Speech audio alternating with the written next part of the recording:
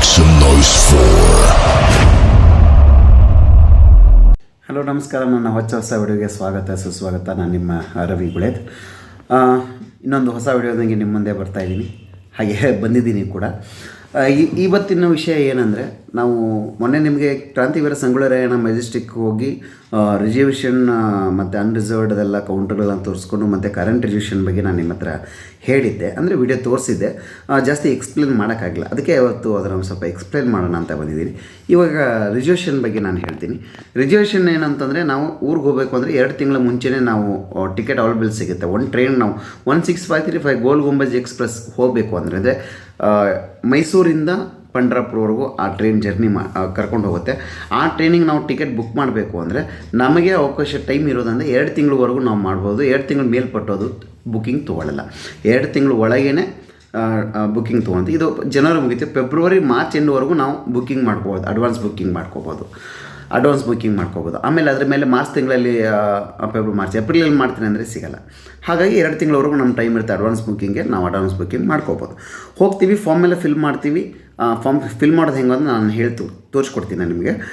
Form fill ಮಾಡಿ ನಾವು ಅಲ್ಲಿ ಕೌಂಟ್ರಲ್ಲಿ ಕೊಡ್ತೀವಿ. ಅವ್ರು ಕೌಂಟ್ರಲ್ಲಿ ನೋಡ್ತಾರೆ. ಅವರೆಲ್ಲ ನೋಡಿ ಓಕೆ ಕನ್ಫರ್ಮ್ ಆದರೆ ಕನ್ಫರ್ಮ್ ಅಂತ ಕೊಟ್ಬಿಡ್ತಾರೆ. ಒಂದು ವೇಳೆ ವೇಟಿಂಗ್ ಲಿಸ್ಟ್ ಬಂದುಬಿಟ್ರೆ ಏನು ಮಾಡ್ತಾರೆ ಅಂದರೆ, ಅವ್ರು ಹೇಳ್ತಾರೆ ಇಲ್ಲ, ಇದು ನಿಮ್ಮದು ವೇಟಿಂಗ್ ಲಿಸ್ಟ್ ಬಂದಿದೆ, ಹಾಗಾಗಿ ನೀವು ವೇಟ್ ಮಾಡಬೇಕು. ಮಾಡಿ ತೊಂದರೆ ಇಲ್ಲ. 1 to 10 ಇದ್ದರೆ ವೇಟಿಂಗ್ ಮಾಡಿ ತೊಂದರೆ ಇಲ್ಲ. ಆದರೆ 10 ಮೇಲೆ ಹೋದರೆ ಏನಾಗುತ್ತೆ ಅಂದರೆ, ಟಿಕೆಟ್ ನಮಗೆ ಅಂದರೆ ಸೀಟ್ಗಳು ಸಿಗೋದು ಸ್ವಲ್ಪ ಡೌಟು. ಯಾಕಂದರೆ 10 ಜನ ಹೆಂಗೋ ತೊಗೊಂಡ್ಬಿಡ್ತಾರೆ ಹಿಂದಕ್ಕೆ, ನಮ್ಮ ಬೇಡ ಬಿಡು ಬೇರೆ ಕಡೆ ಹೋಗೋಣ, ಇನ್ನೊಂದು ದಾರಿಗಳ ಮುಖಾಂತರ ಹೋಗ್ಬಿಡ್ತಾರೆ. ಆದರೆ ಮಿಕ್ದವ್ರು ಏನು ಮಾಡ್ತಾರೆ, ಯಾರೂ ಹೋಗಲ್ಲ, ಕಾಯಿ ತೊಂದರೆ ಇಲ್ಲ. ನಿಮ್ದು ಯಾವಾಗ ಡೇಟ್ ಬರುತ್ತೋ ಆ ಡೇಟ್ವರೆಗೂ ನೀವು ಹೆಂಗೂ ಟಿಕೆಟ್ ಆಲ್ರೆಡಿ ಇರುತ್ತೆ. ಒಂದು ಸೀಟ್ ಸಿಕ್ಕರೆ ಫುಲ್ ಸಿಗುತ್ತೆ. ಒಂದು ವೇಳೆ ಫುಲ್ ಸೀಟ್ ಸಿಗಲಿಲ್ಲ ಅಂದರೆ ನಿಮ್ಗೆ ಏನಾಗುತ್ತೆ ಅಂದರೆ RAC ಅಂತ ಕೊಡ್ತಾರೆ. ಅಂದರೆ ಒಂದು ಸೀಟಲ್ಲಿ ನೀವು ಈ ಕಡೆ ಒಬ್ಬರು ಕೂತ್ಕೊಂಡು ಅಂದರೆ ಮನ್ಕೊಂಡು ಹೋಗೋಕ್ಕಾಗಲ್ಲ. RAC ಅಂತ ಕೊಡ್ತಾರೆ, ಇಬ್ಬರು ಕೂತ್ಕೊಂಡು ಹೋಗ್ಬೋದು. ಅದಕ್ಕೆ ನಾನು ಹೇಳೋದೇನೆಂದರೆ, ಅದನ್ನ ಹಾಗೆ ಬಿಟ್ಬಿಡಿ, ಅದೇನು ಮಾಡೋಕ್ಕೆ ಹೋಗ್ಬಿಡಿ, ಆ ಟಿಕೆಟ್ನ ಹಾಗೆ ಬಿಟ್ಬಿಡಿ, ಅದು ಹಾಗೆ ಇರುತ್ತೆ. ಅದಾದಮೇಲೆ ನೀವು ನೆಕ್ಸ್ಟ್ ಏನು ಮಾಡಿ ಅಂದರೆ, ಈಗ 2 ತಿಂಗಳು ಮುಗೀತು, ಮಾರ್ಚ್ ತಿಂಗಳಲ್ಲಿ ಹೋಗ್ಬೇಕು ನೀವು. ಉದಾಹರಣೆಗಾಗಿ ಶನಿವಾರ ಹೋಗ್ಬೇಕಂತ ಇಟ್ಕೊಳ್ಳಿ. ಶನಿವಾರ ಹೋಗಬೇಕು, ನನಗಿನ್ನೂ ನಿಮ್ಮ ಸೀಟ್ ಕನ್ಫರ್ಮ್ ಆಗಿಲ್ಲ, RAC ಅಂತಲೂ ಕನ್ಫರ್ಮ್ ಆಗಿಲ್ಲ. ಅವಾಗ ಏನು ಮಾಡ್ತೀರಿ? ಏನೂ ಮಾಡಬೇಡಿ, ಟೆನ್ಷನ್ ತೊಗೋಬೇಡಿ, ಆರಾಮಾಗಿ ಇವಾಗ ನಾನು ಹೇಳ್ಕೊಡ್ತೀನಿ. ನೀವು ಹಾಗೆ ಮಾಡಿದರೆ ನಿಮಗೆ ಟಿಕೆಟ್ 100% ಸಿಗುತ್ತೆ. 100% ಕನ್ಫರ್ಮ್ ಆಗಿ ನಿಮಗೆ ಸಿಗುತ್ತೆ. ಆಯಿತಾ? ಇದು ನಿಮಗೆ ರಿಸರ್ವೇಷನ್ ಬಗ್ಗೆ ಮುಗೀತು. ವೇಟಿಂಗ್ ಲಿಸ್ಟ್ ಬಂದರೆ ಹಾಗೆ ವೇಟ್ ಮಾಡಿ ಅಂತ ಹೇಳಿದ್ದೆ. ಈಗ ವೇಟ್ ಮಾಡಿ, ನೆಕ್ಸ್ಟ್ ಪ್ರೊಸೀಜರ್ ಏನು ಅಂತ ನಾನು ನಿಮಗೆ ಹೇಳ್ಕೊಡ್ತೀನಿ. ಓಕೆ, ಬನ್ನಿ ಇವಾಗ ತೋರಿಸ್ತೀನಿ. ಫಸ್ಟು ನಾವು ಈ ಫಾರ್ಮ್ ಏನಿದೆ, ಈ ಫಾರ್ಮ್ ತೊಗೋಬೇಕು. ಅವ್ರು ಕೊಡ್ತಾರೆ, ರೈಲ್ವೆ ಸ್ಟೇಷನಲ್ಲಿ ಕೌಂಟ್ರ್ಗಳಲ್ಲಿ ಇರುತ್ತೆ, ಆ ಕೌಂಟ್ರಲ್ಲಿ ಕೊಡ್ತಾರೆ. ಇಸ್ಕೊಂಡು ಫಸ್ಟ್ ನಾವು ಬರಿಬೇಕಾಗಿದ್ದು ಮೇಲೆ ಮೇನ್ ಇಂಪಾರ್ಟೆಂಟ್ ತಾತ್ಕಾಲ ಅಂತಲೇ ಬರೀಬೇಕು. ನೀವು ತಾತ್ಕಾಲಲ್ಲಿ ಬರಲಿಲ್ಲ ಅಂದರೆ ಅವರು ರಿಸರ್ವೇಷನ್, ನಾರ್ಮಲ್ ರಿಸರ್ವೇಷನ್ ಅಂತ ತಿಳ್ಕೊಂಬಿಡ್ತಾರೆ. ನಾವು ಹೋಗ್ತಾ ಇರೋದು ಯಾವುದೋ ತಾತ್ಕಾಲ ಅಂತ ಬರಿಬೇಕು. ಬರೋದಾದಮೇಲೆ ನೆಕ್ಸ್ಟ್ ಹಿಂಗೆ ಕೆಳಗಡೆ ಬಂದರೆ ಜಾಸ್ತಿ ಏನೇನು ಇರ್ತದೆ ಅದ್ರ ಬಗ್ಗೆ ತಲೆ ಕೆಡಿಸ್ಕೋಬೇಡಿ. ನಮ್ಗೆ ಏನು ಬೇಕು ಅಷ್ಟೇ ನಾವು ನೋಡೋಣ, ಬೇರೆದೆಲ್ಲ ಬೇರೆ ಒಂದು ತಲೆ ಕೆಡ್ಸ್ಕೊಂಡು ಹೋಗ್ಬಾರ್ದು. ಅಲ್ಲಿ ಒಂದು ಬರ್ತಿರುತ್ತೆ ರೈಲು ಸಂಖ್ಯೆ ಮತ್ತು ಹೆಸರು. ನಾನು ಹೋಗ್ತಾ ಇರೋದು 16535 ಗೋಲ್ ಗುಂಬಜ್ ಎಕ್ಸ್ಪ್ರೆಸ್, ಅದು ಬರ್ತಿದ್ದೀನಿ ನೋಡಿ, 16535 ಗೋಲ್ ಗುಂಬಜ್ ಎಕ್ಸ್ಪ್ರೆಸ್. ಯಾವಾಗ ಹೋಗ್ತಾ ಇರೋದು ಅಲ್ಲಿ ಬರ್ತಾರೆ ಸೈಡಲ್ಲಿ, ಪ್ರಯಾಣದ ದಿನಾಂಕ 1/2/2025. ವರ್ಗ ಯಾವುದು? ಸ್ಲೀಪರಲ್ಲಿ ಥರ್ಡ್ AC-ನ, ಫಸ್ಟ್ AC-ನ, ಸ್ಲೀಪರ್ ಕ್ಲಾಸ ಯಾವುದು, ನಾನ್ AC-ನ ಅಂತ ಕೇಳ್ತಾರೆ. ನಾನು ಸ್ಲೀಪರ್ ಹಾಕಿದ್ದೀನಿ. ಅಲ್ಲಿ ಆಮೇಲೆ ಸೈಡಲ್ಲಿ ಹಾಗೆ ಮುಂದೆ ಬಂದರೆ ಬರ್ತ್ ಸೀಟ್ ಸಂಖ್ಯೆ ಎಷ್ಟು, ಸೀಟ್ ಸಂಖ್ಯೆ ನನಗೆ 2 ಬೇಕು. ಹಂಗೆ ಮುಂದೆ ತೆಳಗಡೆ ಬಂದರೆ ಯಾವ ನಿಲ್ದಾಣದಿಂದ ಯಾವ ನಿಲ್ದಾಣಕ್ಕೆ ನಾನು ಹಾಕಿದ್ದೀನಿ. ವೈಪೇರಿ ಅಂದರೆ ಯಶವಂತಪುರ, ಅದು ಶಾರ್ಟ್, ಅದ್ರ ಕೋಡು. ಆ್ಯಕ್ಚುಲಿ ಬಿಜಾಪುರ ಬಂದುಬಿಟ್ಟು BJP ಅಂತ ಇರುತ್ತೆ. ನಾನು ಅದನ್ನು ಗೊತ್ತಾಗಲ್ಲ ಅಂತ ಹೇಳ್ಬಿಟ್ಟು ವೈಪೇರಿ ಅಂದರೆ ಎಲ್ಲರಿಗೂ ಗೊತ್ತಾಗ ದಿಶದಿಂದ ವೈಪೇರಿ ಅಂತ ಹಾಕಿದ್ದೀನಿ. ಯಶವಂತಪುರದಿಂದ ನಾನು ಬಿಜಾಪುರ ಹಾಕಿದ್ದೀನಿ. ಹತ್ತುವ ನಿಲ್ದಾಣ, ಈಗ ಯಶವಂತಪುರ ಇದೆ, ನಾನು ಯಶವಂತಪುರದಿಂದ ಹತ್ತಕ್ಕಾಗಲ್ಲ, ನಾನು ಈ ಚಿಕ್ಕಬಳ್ಳಾಪುರದಿಂದ ಹತ್ತೀನಿ, ಟ್ರೈನ್ ಸ್ಟಾಪ್ ಇದ್ದರೆ. ಅದಕ್ಕೆ ಅವರಲ್ಲಿ ಕೇಳಿರ್ತಾರೆ ಯಾವ ಸ್ಟೇಷನಿಂದ ಹತ್ತೀರಿ. ನಾನು ಹತ್ತೋದೆ ವೈಪೇರಿಂದ, ಯಶವಂತಪುರದಿಂದ. ಎಲ್ಲಿವರೆಗೂ? ಈಗ ನಾನು ಬಾಗಲಕೋಟೆ ಅಂತ ಬಿಜಾಪುರ ಅಂತ ಮಾಡಿರ್ತೀನಿ, ನಾನು ಬಾಗಲಕೋಟೆ ಇಳ್ಕೊತೀನಿ. ಅವಾಗ ಹೇಳ್ತೀನಿ ಇಲ್ಲ ನಾನು ಬಾಗಲಕೋಟೆ ಇಳ್ಕೊತೀನಿ. ಇಲ್ಲ ಬಿಜಾಪುರ ಹತ್ತಿರ ಒಂದು ಇಬ್ರಾಹಿಂಪುರ ಅಂತ ಒಂದು ಸ್ಟೇಷನ್ ಬರುತ್ತೆ, ಅಲ್ಲಿ ಇಳ್ಕೊತೀನಿ. ನಾವು ಯಾವ್ದು ಹಾಕ್ತೀವೋ ಅದನ್ನು ಅವ್ರು ಇದನ್ನು ಮಾಡ್ತಾರೆ. ಹಾಗೆ ಸ್ವಲ್ಪ ತೆಳಗಡೆ ಬಂದರೆ ನಿಮಗೆ ಅಂದರೆ ಇವಾಗೆಲ್ಲ ಇಂಡಿಯನ್ ರೈಲ್ವೇಸ್ ಎಲ್ಲ ಅಪ್ಡೇಟ್ ಆಗಿದೆ ಫುಲ್ಲು. ಅವರು ಮೊಬೈಲ್ ನಂಬರ್ನ ಎಂಟ್ರಿ ನಾವೆಲ್ಲ ಬರೆದು ಕೊಟ್ಟರೆ ಆ ಮೊಬೈಲ್ ನಂಬರ್ನ ಅವ್ರು ಆ್ಯಡ್ ಮಾಡಿ ನಮ್ಮ ಮೊಬೈಲ್ ನಂಬರ್ಗೆ ನಮ್ಮದು ಟಿಕೆಟ್ ಏನು ಡೀಟೇಲ್ಸ್ ಇದೆ ಎಲ್ಲ 100% ಎಲ್ಲ ಫುಲ್ ಡೀಟೇಲ್ಸ್ ಎಲ್ಲ ಬರುತ್ತೆ. ನೀವು ಹಾಗೆ ಬಂದುಬಿಟ್ರೆ ಇಲ್ಲಿ 1 2 3 4 5 6 ಟೋಟಲ್ ಈಗ ಏನಿದೆ ರಿಸರ್ವೇಷನ್, ನಾವು ನಾರ್ಮಲ್ ರಿಸರ್ವೇಷನ್ ಮಾಡ್ಸೋಕೆ ಹೋದರೆ ನಾವು ಒಂದು ಫಾರ್ಮಲ್ಲಿ 6 ಜನ ನಾವು ಫಿಲ್ ಮಾಡ್ಬೋದು. ಆದರೆ ಇಲ್ಲಿದೆ ನೋಡಿ ತಾತ್ಕಾಲಲ್ಲಿ. ಈ ತಾತ್ಕಾಲಲ್ಲಿ ಓನ್ಲಿ ಬರೀ 4 ಜನಕ್ಕಷ್ಟೇ ಅವಕಾಶ ಇರೋದು. 4 ಜನಕ್ಕಷ್ಟೇ ಅವರು ಪರ್ಮಿಷನ್ ಕೊಡೋದು, 4 ಜನಕ್ಕಷ್ಟೇ ಅವರು ಟಿಕೆಟ್ ಮಾಡಿಕೊಡೋದು. ಅದರ ಮೇಲೆ ಕೊಡಲ್ಲ. ಒಂದು ನಾನು ರವಿ ಗುಳೇದ್ ಅಂತ ನನ್ನ ಹೆಸರು ಬರ್ಕೊಂಡಿದ್ದೀನಿ, ಇನ್ನೊಂದು ನನ್ನ ಮಗನ ಹೆಸರು. ರಾಷ್ಟ್ರೀಯತೆ ಅಂತ ಬಂದಲ್ಲಿ ನೀವು IND ಅಂತ ತುಂಬಿ ಇಂಡಿಯನ್ ಅಂತ. ಬೇರೆ ಯಾರೋ ಔಟ್ ಆಫ್ ಕಂಟ್ರಿಯಿಂದ ಬಂದರೆ ಅವ್ರ ದೇಶದ ಅವ್ರು ತುಂಬ್ಕೊತಾರೆ, ನಮಗೆ ಬೇಕಾಗಿಲ್ಲ. ಆಮೇಲೆ ಇಲ್ಲಿ ಇದೇ ಯಾವುದು ಅಂತ ಕೇಳುತ್ತೆ, ನಾವು ಮೇಲಂತ ಹಾಕಿದ್ದೀನಿ. ವಯಸ್ಸು 38-10. ಓಕೆ, ಅದು ಹಾಗೆ ಮುಗಿಸ್ಕೊಂಡು ಕೆಳಗಡೆ ಬಂದರೆ ಇಲ್ಲಿ ಹೇಳ್ತೀನಿ ಕೇಳಿ. ಮೇನ್ ಇಂಪಾರ್ಟೆಂಟ್, ನೀವು ಇದನ್ನು ಫಿಲ್ ಮಾಡಲೇಬೇಕು, ಎನಿ ಕಂಡೀಷನ್ ಮಾಡಲೇಬೇಕು. ಇಲ್ಲಾಂದರೆ ಅವ್ನು ಸೈನು ಹಾಕಲ್ಲ, ನಮ್ಮ ನಂಬರು ಹಾಕಲ್ಲ. ಅವನು ಹೋಗಿ ಹಿಂದಕ್ಕೆ ಅಂತ ಕಳಿಸ್ಬಿಡ್ತಾನೆ. ಅದಕ್ಕೋಸ್ಕರ ನಾವು ಫಸ್ಟು ಪ್ರಿಪೇರ್ ಆಗಿ ನಮ್ದು ಏನು ಬೇಕೋ ನಾವು ರೆಡಿ ಮಾಡಿ ಇಟ್ಕೊಂಡ್ಬಿಟ್ರೆ ನಮಗೆ ಟೆನ್ಷನ್ ಇಲ್ಲ, ಆರಾಮಾಗಿ ನಾವು ಕೂತ್ಕೋಬೋದು. ಮತ್ತು ಕೆಳಗಡೆ ಬರುತ್ತೆ ರೈಲ್ ಸಂಖ್ಯೆ ಮತ್ತು ಹೆಸರು ಅಂತ ಹೇಳುತ್ತೆ. ಅವಾಗ ಅವರು ಮುಂದಿನ ಮತ್ತು ಹಿಂದಿರುಗೋ ಪ್ರಯಾಣ ಅದ್ರ ಬಗ್ಗೆ ನೀವು ತಲೆ ಕೆಡಿಸ್ಕೊಬೇಡಿ. ತಾತ್ಕಾಲ ಇದನ್ನು ಬರೆದು ಕೊಡಲೇಬೇಕು. 16535 ಗೋಲ್ ಗುಂಬಜ್ ಎಕ್ಸ್ಪ್ರೆಸ್ಸು ನಾವು ಹೋಗ್ತಾ ಇರೋದು ಇಲ್ಲೇ ನೋಡಿ. ಪ್ರಯಾಣದ ದಿನಾಂಕ 1/2/2025. ಸರಿನಾ? ಎಲ್ಲಿಂದ? ಯಶವಂತಪುರದಿಂದ ಬಿಜಾಪುರವರೆಗೆ. ಅಜ್ಜಿದಾರ ಹೆಸರು ಈಗ ನಾನು ಹೋಗಿನಂದ್ಮೇಲೆ ನನ್ನ ಹೆಸರು ಬರೆದುಬಿಟ್ಟು ನಮ್ಮ ಮನೆ ಅಡ್ರೆಸ್ ಎಲ್ಲ ಹಾಕಿ ಏನೈತೆ ಎಲ್ಲ ಹಾಕಿ, ಮತ್ತು ಅದಕ್ಕೆ ಆಧಾರ್ ಕಾರ್ಡ್ ನಂಬರ್ನು ನಾವು ಬರಲೇಬೇಕಾಗುತ್ತೆ. ಕಂಪಲ್ಸರಿ ಆಧಾರ್ ಕಾರ್ಡ್ ನಂಬರ್ ಎಲ್ಲ ಬರೋದು ಮತ್ತು ಮೊಬೈಲ್ ನಂಬರ್ ಬರೋದು. ಇಲ್ಲಿ ಒಂದು ಸೈನ್ ಹಾಕಬೇಕು. ಸೈನ್ ಹಾಕಿ ದಿನಾಂಕ ಮತ್ತು ಸಮಯ ಅಂತ ಇರುತ್ತೆ. 31/1/2025 ಬೆಳಗ್ಗೆ 10:00. ಇಷ್ಟು ಹಾಕಿ ನೀವು ರೆಡಿ ಮಾಡಿ ಇಟ್ಕೊಂಡು ಕೂತ್ಕೊಳ್ಳಿ. ಅವ್ನು ಬರ್ತಾರೆ, ಸರ್ ಬರ್ತಾರೆ. ಬಂದು ರೆಡ್ ಬ್ಯಾಂಕ್ ಹಿಡ್ಕೊಂಡು ಒಂದು ಪ್ಯಾಡ್ ಹಿಡ್ಕೊಂಡು ಬರ್ತಾರೆ. ಬಂದು ಎಲ್ಲ ಚೆಕ್ ಮಾಡ್ತಾರೆ, ಟಿಕ್ ಹಾಕ್ತಾರೆ. ಟಿಕ್ ಮಾರ್ಕ್ ಹಾಕಿ ಎಷ್ಟು 5 ನಂಬರ್ ಇದ್ದರೆ 5 ಅಂತ ಹಾಕ್ತಾರೆ, 6 ನಂಬರ್ ಆದರೆ 6 ಅಂತ ಹಾಕ್ತಾರೆ, 7 ನಂಬರ್ ಆದರೆ 7 ಅಂತ ಹಾಕ್ತಾರೆ. ಹಾಕ್ಬಿಟ್ಟು ಸೈನ್ ಮಾಡಿ ಆಯಿತು. 11 ಗಂಟೆಗೆ ತಾತ್ಕಾಲ ಓಪನ್ ಆಗುತ್ತೆ. ಓಪನ್ ಆದಮೇಲೆ ಟಿಕೆಟ್ ಕೊಡ್ತಾರೆ. ಟಿಕೆಟ್ ಕನ್ಫರ್ಮ್ ಆಗುತ್ತೆ. ನಮ್ಮ ಮನೆಗೆ ನಾವು ಬರ್ತೀವಿ. ಮಾರನೇ ದಿವಸ ತಾತ್ಕಾಲ ಟಿಕೆಟ್ ತೊಗೊಂಡು.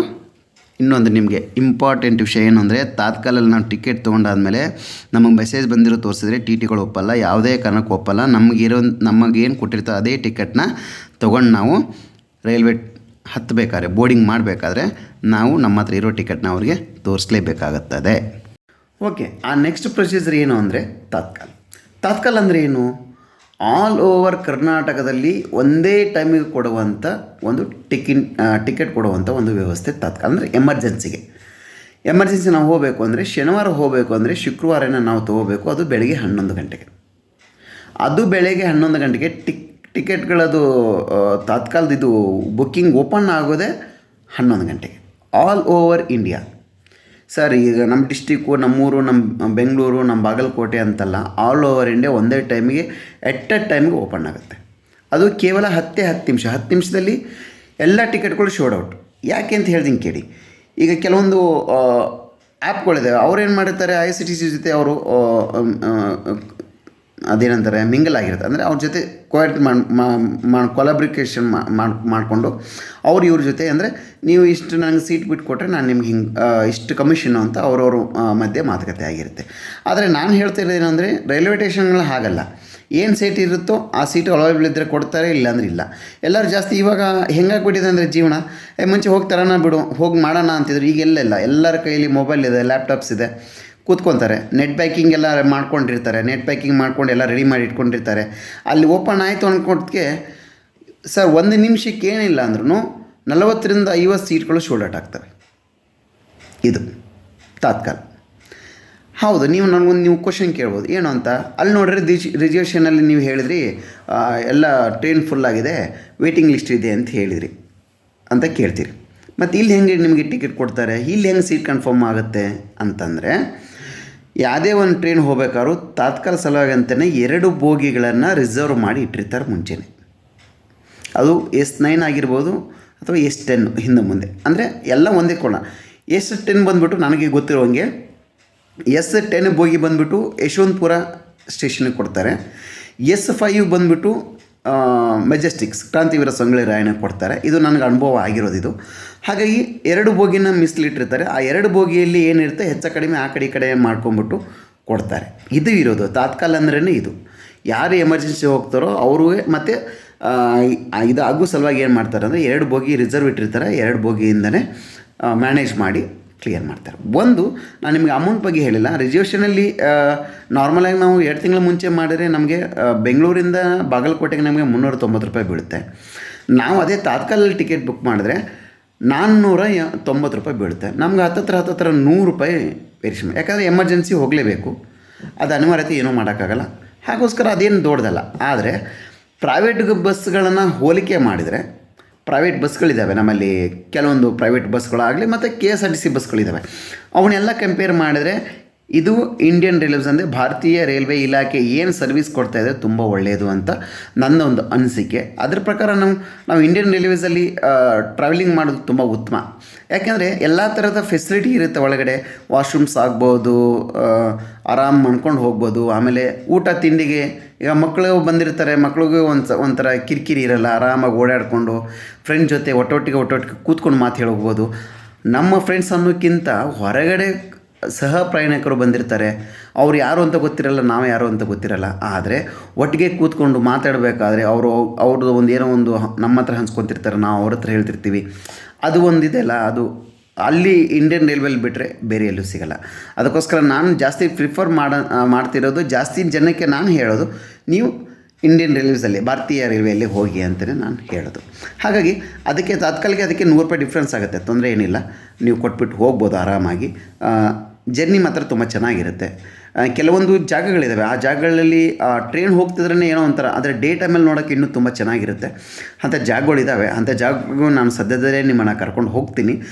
ಅದರ ಬಗ್ಗೆ ಎಲ್ಲ ಒಂದು ಒಂದು ವಿಡಿಯೋ ಮಾಡಿ ನಾನು ನಿಮಗೆ ತೋರಿಸ್ತೀನಿ. ಆದರೆ ನೀವು ನನಗೆ ಲೈಕ್, ಸಬ್ಸ್ಕ್ರೈಬ್ ಮತ್ತು ಶೇರ್ ಮಾಡಿ ನನ್ನ ವಿಡಿಯೋನ ಹೆಚ್ಚು ನೋಡಬೇಕು, ಹಾಗೆ ಶೇರ್ ಮಾಡಬೇಕು.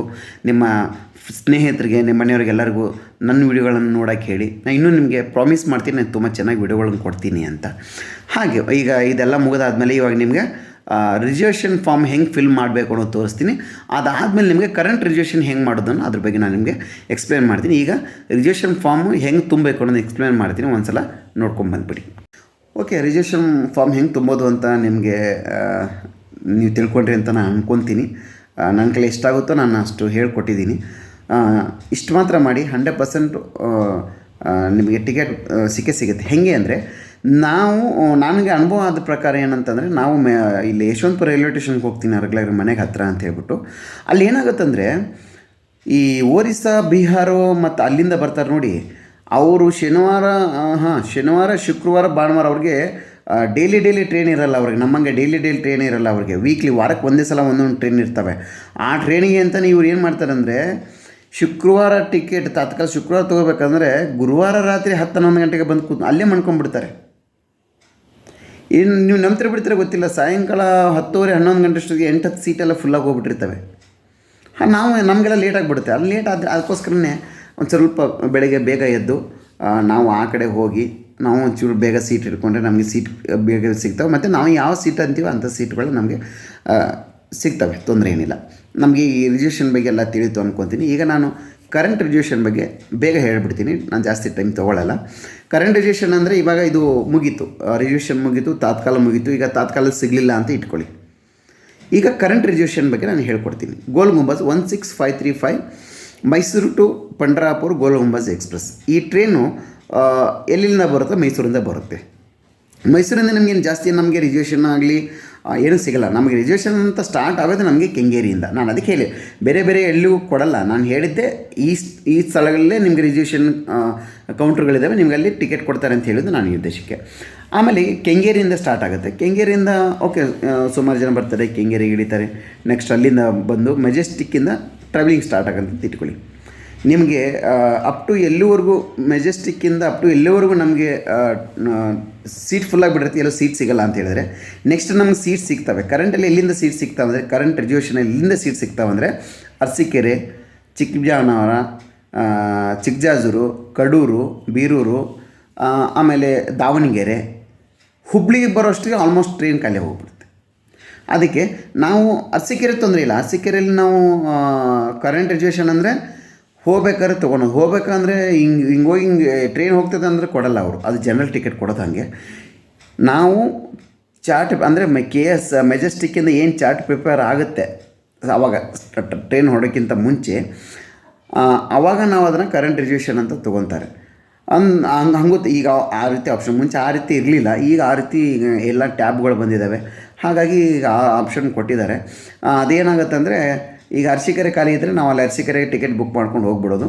ಆದರೆ ಜನರಲ್ ಟಿಕೆಟ್ ತೊಗೊಂಡು ನಾವು ಜನರಲ್ ಬೋಗಿ ಹೋಗಬೇಕು ಅರಸೀಕೆರೆವರೆಗೂ. ಆಮೇಲಿಂದ ಅವ್ರು ಏನು ಮಾಡ್ತಾರೆ ಅಂದರೆ ಅರಸೀಕೆರೆಯಿಂದ ಸೀಟ್ ಖಾಲಿ ಆಗುತ್ತೆ, ನಮ್ಮ ಪಾಡಿ ನಾವು ಅಲ್ಲಿ ಹೋಗಿ ಕೂತ್ಕೊಂಡು ನಾವು ಜರ್ನಿ ಮಾಡ್ಕೊಂಡು ಹೋಗ್ಬೋದು ಆರಾಮಾಗಿ. ನಾನು ಏನು ಕೇಳಿದ್ರೆ ತುಂಬ ಒಳ್ಳೆ ಜರ್ನಿ ಆಗುತ್ತೆ. ನೀವು ನಾನು ಹೇಳ್ತೀನಿ ಗೊತ್ತಾ, ನಾನು ಹೇಳೋ ಟ್ರಿಕ್ ನೀವು ಮಾಡಿ 100% ನಾನು ಹೇಳೋ ಟ್ರಿಕ್ ನೀವು ಮಾಡಿದರೆ 100% ತಾತ್ಕಾಲಲ್ಲಿ ನಿಮ್ಗೆ ಟಿಕೆಟ್ ಸಿಗುತ್ತೆ. RAC ಕೂತ್ಕೊಂಡು ಮಾಡ್ಕೊಂಡು ಹೋಗುವಂಥ ಜಂಜಾಟನೂ ಬೇಡ. ನಾನು ಹೇಳ್ದಂಗೆ ಮಾಡಿ ಬೆಳಗ್ಗೆ ಬೇಗ ಒಂದು 3:30-4 ಗಂಟೆಗೆ ಹೋಗಿ ನೀವು ಹೋಗ್ಬಿಟ್ರೆ ಸೀಟ್ ಸಿಗುತ್ತೆ, ತೊಂದರೆ ಏನಿಲ್ಲ, ಆರಾಮ್ಸೆ ಸೀಟ್ ಸಿಗುತ್ತೆ. ಸ್ವಲ್ಪ ಹಂಗೆ ಹಿಂಗೆ ನಕ್ಕಗಳು ಮಾಡ್ತಾರೆ, ತೊಂದರೆ ಇಲ್ಲ. ಸೈಲೆಂಟಾಗಿ ಕೂತ್ಕೊಂಡು ಅಲ್ಲೇ ಬೇಗ ಮುಗಿಸ್ಕೊಂಡ್ರೆ ಆರಾಮ. ಆದರೆ 11 ಗಂಟೆವರೆಗೆ ಕಾಯಬೇಕಲ್ವ, ಏನೂ ಮಾಡೋಕ್ಕಾಗಲ್ಲ. ನಮ್ಮ ಜನಗಳು ಹೆಂಗೆ ಬದಲಾಗ್ತಾರೋ ನಾವು ಅವ್ರ ಜೊತೆ ಹಂಗೆ ಬದಲಾಗಬೇಕು. ಡಿಜಿಟಲ್ ಬಂದರೂ ಇನ್ನೂ ಜನಗಳು ನಮ್ಮಲ್ಲಿ ನಮ್ಮ ಕರ್ನಾಟಕದಲ್ಲೆಲ್ಲ ಜನ ಇಂಪ್ರೂವ್ಮೆಂಟ್ ಆಗಿದ್ದಾರೆ. ಆದರೆ ಹೊರಗಡೆಯಿಂದ ಬಂದವರು ಇನ್ನೊಂಚೂರು ಇಂಪ್ರೂವ್ಮೆಂಟ್ ಆಗಬೇಕು. ಅವರೆಲ್ಲ ಅಷ್ಟೇ, ಅವ್ರು ಆಗಲ್ಲ, ಏನೂ ಮಾಡೋಕ್ಕಾಗಲ್ಲ. ಓಕೆ, ನನ್ನ ವಿಡಿಯೋನ ಹೆಚ್ಚು ನೋಡಿ, ಶೇರ್ ಮಾಡಿ, ಸಬ್ಸ್ಕ್ರೈಬ್ ಮಾಡಿ. ಇನ್ನೂ ಹೆಚ್ಚು ಹೆಚ್ಚು ವಿಡಿಯೋಗಳನ್ನ ಹಾಕ್ತೀನಿ. ನನ್ನ ಈ ಚಾನಲ್ನ ತುಂಬ ಇಷ್ಟಪಟ್ಟು ನಾನು ಮಾಡ್ತಾಯಿದ್ದೀನಿ. ಜನಗಳಿಗೆ ಇನ್ಫಾರ್ಮೇಷನ್ ಕೊಡಬೇಕನ್ನೋ ಉದ್ದೇಶದಿಂದಲೇ ನಾನು ಮಾಡ್ತಾಯಿದ್ದೀನಿ. ಅದಕ್ಕೆ ಇದೊಂದನ್ನು ನೀವು ನನಗೆ ಹೆಚ್ಚು ಪ್ರೋತ್ಸಾಹ ಕೊಟ್ಟು ನಾನು ಬೆಳೆಸಿ ಅಂತ ನಾನು ನಿಮ್ಮಲ್ಲಿ ಕೇಳ್ಕೊತೀನಿ. ಹಾಗೆ ನನ್ನ ಮುಂದಿನ ಬರುವಂಥ ಜರ್ನಿಗಳ ಬಗ್ಗೆ ಹೇಳಿಬಿಡ್ತೀನಿ ಬೇಗ. ನಾನು ಇನ್ನು ಮುಂದೆ ಬರುವಂಥ ಜರ್ನಿಗಳಂದರೆ ನಂದು ಇನ್ನೊಂದು ಈ ಮಹಾಶಿವರಾತ್ರಿಗೆ ನಮ್ಮ ಸಿದ್ಧಗಂಗಾ ಮಠದ ಜಾತ್ರೆ ಆಗುತ್ತೆ. ಅಂದರೆ ಮನೆ ತೋರಿಸಿದಪ್ಪ ಮತ್ತೇನು ಸಿದ್ಧಗಂಗಾ ಅಂತ ಅನ್ಬೇಡಿ. ಈ ಸಲ ನಾನು ದೇವಸ್ಥಾನ ತೋರಿಸಲ್ಲ, ಅಲ್ಲಿ ಇನ್ನೊಂದು ಸಪ್ರೇಟಾಗಿ ಒಂದು ಜಾತ್ರೆ ವಿಶೇಷ ಒಂದು ಇರುತ್ತೆ. ನಾನು ನಿಮ್ಗೆ ಅದನ್ನು ಹೇಳಲ್ಲ, ನಾನು ವಿಡಿಯೋ ಮಾಡಿ ನಾನು ನಿಮಗೆ ಸರ್ಪ್ರೈಸಾಗಿ ತೋರಿಸ್ಬೇಕಂತಿದೆ. ನಾನು ನಿಮಗೆ ಅದನ್ನು ತೋರಿಸ್ತೀನಿ. ಹಾಗೆ ಒಂದು ಕ್ಲೂನು ಕೊಟ್ಬಿಡ್ತೀನಿ. ನಾವೆಲ್ಲ ರೈತರ ಮಕ್ಕಳು, ಅದು ಸಂಬಂಧಪಟ್ಟಿದ್ದಿರುತ್ತೆ ವಿಡಿಯೋ ನೋಡಿ ನಮ್ಮನ್ನು ಪ್ರೋತ್ಸಾಹಿಸಿ ಅಂತ ಕೇಳ್ತೀನಿ. ಮತ್ತು ಎರಡನೇ ವಿಡಿಯೋ ಬಂದುಬಿಟ್ಟು ನಾನು ತಿರುಪತಿಗೆ ಹೋಗಬೇಕು, ಆಮೇಲೆ ಧರ್ಮಸ್ಥಳಕ್ಕೆ ಹೋಗಬೇಕು. ಈಗ ಧರ್ಮಸ್ಥಳದಲ್ಲಿ ಹೊಸದಾಗಿ ರೂಮ್ಗಳು ಮಾಡಿದ್ದಾರೆ, ಅಂದರೆ ವೇಟಿಂಗ್ ಹಾಲ್ ಥರ ಮಾಡಿದ್ದಾರೆ. ಅವನ್ನೆಲ್ಲ ನಾನು ನಿಮಗೆ ತೋರಿಸ್ಬೇಕು ಅದ್ರ ಬಗ್ಗೆ. ಮತ್ತು ತಿರುಪತಿಗೆ ಹೋಗ್ಬೇಕು ನಾನು, ಬೆಟ್ಟ ಹತ್ತಿ ಹೆಂಗೆ ಹೋಗೋದು, ಯಾವ್ಯಾವ ಜಾಗದಲ್ಲಿ ಟಿಕೆಟ್ ಕೊಡ್ತಾರೆ. ಅಂದರೆ ಇವಾಗ SST ಸರ್ವ ದರ್ಶನ SST ಅಂತೇಳಿ ಒಂದಿರುತ್ತೆ, ಸರ್ವ ದರ್ಶನ ಟೋಕನ್ ಅಂತೇಳಿ ಕೊಡ್ತಾಯಿದ್ದಾರೆ. ಅದನ್ನ ಎಲ್ಲಿ ಕೊಡ್ತಾರೆ ಅದನ್ನೆಲ್ಲ ತೋರಿಸ್ತೀನಿ. ಅದಾದಮೇಲೆ ನಂದು ಇನ್ನೊಂದು ಮಹಾ ಕನಸು, ಮಹಾ ಆಸೆ ಅಂದರೆ ನಾನು ಕೇದಾರನಾಥಕ್ಕೆ ಹೋಗಬೇಕು ಅಂತ. ಆ ಕೇದಾರನಾಥಕ್ಕೆ ಹೋಗಬೇಕು ಅಂದರೆ ನೀವು ನನ್ನಲ್ಲಿ ಎಷ್ಟು ಎತ್ತಿ ಬೆಳೆಸಿ ಹಿಡಿತೀರೋ, ಒಂದು ಆಸೆ ಇದೆ. 1,000 ಸಬ್ಸ್ಕ್ರೈಬರ್ ಯಾವಾಗ ಹಾಕ್ತಾರೋ ಆವಾಗ ನಾನು ಕೇದಾರನಾಥಕ್ಕೆ ಹೋಗಬೇಕು ಅಂತ ನನ್ನೊಂದು ಆಸೆ ಇದೆ. ಬೇಗ ನಾನು 1,000 ಸಬ್ಸ್ಕ್ರೈಬ್ ಮಾಡಿಕೊಟ್ಬಿಡಿ. ನಾನು ಕೇದಾರನಾಥ ಯಾತ್ರೆನ ನನ್ನ ಒಬ್ಬ ಸ್ನೇಹಿತನ ಜೊತೆ ಕರ್ಕೊಂಡೋಗಿ ನಾನು ಮುಗಿಸಿ ಅಚ್ಚುಕಟ್ಟಾಗಿ ನಿಮ್ಮ ಮುಂದೆ ಅದನ್ನು ತಂದಿಡ್ತೀನಿ. ಬೇಕಾದ್ರೆ ನಾನು ಯಾರೋ ಒಂದು ಸಲ ಹೋಗಿ ಬಂದಾಗ ಇನ್ನೊಂದು ಸಲ ಯಾರು ನನ್ನ ಜೊತೆ ಬರೋ ಆಸೆ ಇದ್ದರೆ ನನ್ನ ವಿಡಿಯೋ ನೋಡಿ ಅವರು ನಾವೆಲ್ಲ ಒಟ್ಟಿಗೆ ಹೋಗ್ಬಾರ ಇನ್ನೊಂದು ಸಹ ಅದಕ್ಕೊಂದು ಅವಕಾಶ ಮಾಡಿಕೊಡ್ತೀನಿ. ಎಲ್ಲರೂ ಒಟ್ಟಿಗೆ ಹೋಗೋಣ ಅಂತ ನನ್ನೊಂದು ಆಸೆ ಇದೆ. ಹಾಗಾಗಿ ನನ್ನ ಇನ್ನು ಮುಂದೆ ಬರುವಂಥ ವಿಡಿಯೋಗಳನ್ನ ನೋಡಿ ನಂದು ಇನ್ನೂ ಏನೇನು ನಾನು ಅಂದರೆ ಬದಲಾವಣೆ ಮಾಡ್ಕೋಬೇಕು ಅದನ್ನೆಲ್ಲ ಮಾಡ್ಕೊತಾ ಇದ್ದೀನಿ. ನಾನು ಇನ್ನೂ ಎಡಿಟಿಂಗಲ್ಲೂ ಸ್ವಲ್ಪ ಇನ್ನೊಂದು ಸ್ವಲ್ಪ ಏನೋ ಇಂಪ್ರೂವ್ಮೆಂಟ್ ಬೇಕು, ಅದನ್ನೆಲ್ಲ ಮಾಡ್ಕೊತೀನಿ. ಆಯಿತಾ. ನಾನು ಇವಾಗೂ ಹೊಸದಾಗಿ, ನಾನೇನೋ ಹಳಬ ಅಲ್ಲ, ಯೂಟ್ಯೂಬರ್ ಅಲ್ಲ, ನಾನು ಹೊಸದಾಗಿ ಮಾಡ್ತಾಯಿದ್ದೀನಿ. ಪ್ರೋತ್ಸಾಹಿಸಿ ನಮಗೆ ಆಶೀರ್ವದಿಸಿ ಅಂತ ಕೇಳ್ತೀನಿ. ಈ ವಿಡಿಯೋನ ಹೆಚ್ಚು ಜನಕ್ಕೆ ಶೇರ್ ಮಾಡಿ, ಸಬ್ಸ್ಕ್ರೈಬ್ ಮಾಡಿ, ಹಾಗೆ ಲೈಕ್ ಮಾಡಿ ಅಂತ ಕೇಳ್ಕೊತೀನಿ. ಈ ವಿಡಿಯೋನ ನೋಡಿದ್ದಕ್ಕೆ ತುಂಬ ಧನ್ಯವಾದಗಳು. Thank you.